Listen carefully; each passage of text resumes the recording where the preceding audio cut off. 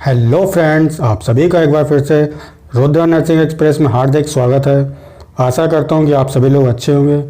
आज का हमारा टॉपिक मेडिकल सर्जिकल नर्सिंग का सीओपीडी होगा, जो कि बहुत इंपॉर्टेंट टॉपिक है। और जो भी फ्रेंड इस चैनल पर पहली बार विजिट किए हैं, चैनल को सब्सक्राइब कर लें और घंटी वाले आइकन पर क्लिक करके ऑल पर क्लिक कर लें, ताकि आप सभी को हमारे नर्सिंग से रिलेटेड वीडियो का नोटिफिकेशन मिल सके। तो चलिए स्टार्ट करते हैं। चलिए, तो सबसे पहले हम देखेंगे कि सीओपीडी इसका फुल फॉर्म क्या होता है।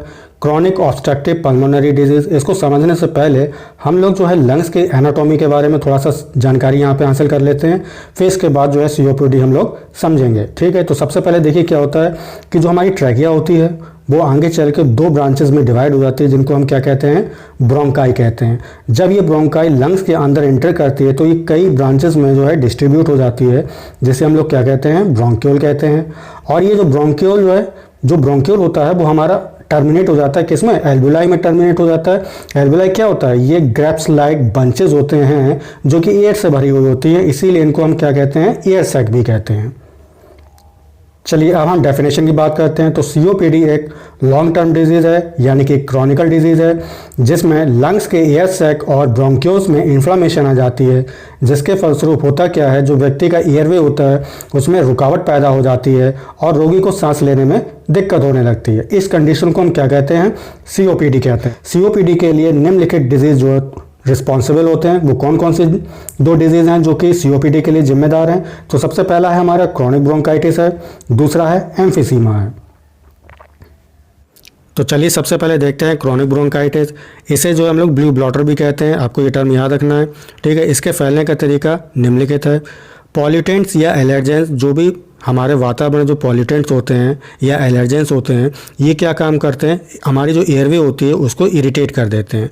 ठीक है, जब इरिटेट करते हैं, इरिटेट का मतलब होता है जलन पैदा करते हैं, तो होता क्या है कि जो ब्रोंक्यूल होती है उसमें सूजन आ जाती है।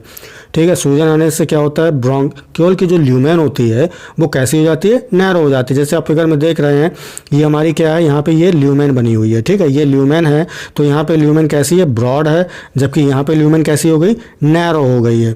ठीक है, अब होता क्या है कि जो ल्यूमेन की जो वॉल होती है उसमें गॉबलेट सेल्स और म्यूकस ग्लैंड्स होती हैं। तो ये क्या काम करती हैं, ये स्पूटम का सिक्रेशन करती हैं बहुत ज़्यादा मात्रा में। तो होता क्या है कि जो ब्रोंक्यूल्स होती है वो ब्लॉक हो जाती है और हमें जो है सांस लेने में दिक्कत होने लगती है। ठीक है, और ये जो है लगातार 2 साल में कम से कम 3 महीने तक होता है। चलिए अब हम जो है एम्फिसीमा की बात करते हैं। तो एम्फिसीमा को जो हम लोग पिंक फफर्स के नाम से भी जानते हैं, और इसके फैलने का तरीका इस प्रकार है। सबसे पहले क्या है, इसमें जो कॉजेज़ हैं जिसके लिए एम्फिसीमा जिम्मेदार होता है, तो वो कौन कौन से जिम्मेदार फैक्टर्स हैं, सिगरेट स्मोकिंग है, एयर पॉल्यूशन है, रेस्पिरेटरी ट्रैक्ट इन्फेक्शन है, आपकी जो रेस्पिरेटरी ट्रैक्ट है उसमें किसी प्रकार का इन्फेक्शन हुआ, या ऑटो इम्यून डिसऑर्डर्स हैं। तो ऑटो इम्यून डिसऑर्डर क्या होता है, जब आपकी इम्यूनिटी जो है किसी बीमारी से लड़ने के लिए असमर्थ हो। ठीक है, तो उस कंडीशन को हम क्या कहते हैं, ऑटो इम्यून डिसऑर्डर कहते हैं। तो इसमें क्या होता है, अल्फा 1 एंटीट्रिप्सिन जो एक प्रोटीन है जो कि मेनली लीवर द्वारा प्रोडक्शन होता है, उसका प्रोडक्शन कम होने लगता है। ठीक है, तो होता क्या है कि जो हमारी एल्वुलाई है वो एबनॉर्मली जो है इनलार्ज हो जाती है और इरिवर्सिबल इनलार्ज होती है। इरिवर्सिबल का मतलब ये होता है कि अगर एक बार एल्वुलाई बढ़ जाए, ठीक है, तो वो जो है दोबारा अपने रीशेप में नहीं आ सकती है। ठीक है, तो इस कंडीशन को हम क्या कहते हैं, इरिवर्सिबल इनलार्जमेंट कहते हैं। ठीक है, तो होता क्या है कि जब ये एयर सैक इनलार्ज होती है तो इसकी जो मेम्ब्रेन होती है, जिसकी वॉल होती है, वो डिस्ट्रॉय हो जाती है। ठीक है, तो जब डिस्ट्रॉय हो जाती है तो उसमें होता है क्या है कि जो लंग्स की इलास्टिसिटी, जो नेचर होता है लंग्स का, वो जो है ख़त्म हो जाता है बिल्कुल। चलिए नेक्स्ट है clinical manifestation, sign and symptoms की हम बात करते हैं। तो ऐसे पेशेंट को जो है क्रॉनिक कफ होगा, जो लंबे समय तक जो है वो खांसी उसको बनी रहेगी। ठीक है, स्पूटम का प्रोडक्शन होता है, यानी कि स्पूटम मतलब बलगम। ठीक है, डिस्पीनिया, सांस लेने में दिक्कत होगी। एनोरेक्सिया, एनोरेक्सिया का मतलब होता है लॉस ऑफ एपेटाइट, यानी कि जब आपको भूख की कमी हो, यानी कि जब आपको भूख ना लगे, तो उस कंडीशन को हम क्या कहते हैं, एनोरेक्सिया कहते हैं। ठीक है, अब भूख नहीं लग रही है तो निश्चित है आपका वेट लॉस भी होगा उस कंडीशन में। बैरल चेस्ट में क्या होता है कि जो चेस्ट होता है वो आंशिक रूप से आपको ऐसा प्रतीत होगा बिल्कुल एकदम फ्लैट हो, तो उस कंडीशन को जो है हम लोग बैरल चेस्ट कहते हैं। चलिए नेक्स्ट जो है हम लोग रिस्क फैक्टर की बात करते हैं। तो कौन कौन से ऐसे फैक्टर हैं जो सीओपीडी के लिए जिम्मेदार होते हैं। सबसे पहला हमारा स्मोकिंग है, अस्थमा है, एयर पॉल्यूटेंट्स हैं, एलर्जेंट्स हैं और जेनेटिक फैक्टर। जेनेटिक से मतलब अगर ये COPD अगर आपकी फैमिली में से किसी को है तो उसके होने वाले जो बच्चा होगा उसको भी ये कंडीशन हो सकती है। चलिए अब हम बात करते हैं डायग्नोसिस की।